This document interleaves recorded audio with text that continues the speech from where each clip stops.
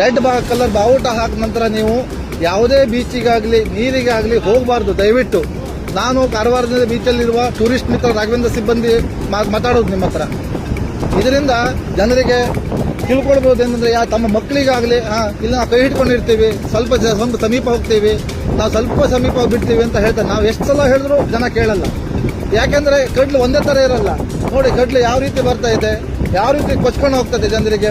ಒಂದೊಂದ್ಸಲ ಕಡ್ಲು ಹಿಂದಿಂದ ಬರ್ತದೆ, ಜನ ಅಲ್ಲಿ ಹೋಗಿ ನಿಂತ್ಕೊಳ್ತಾರೆ.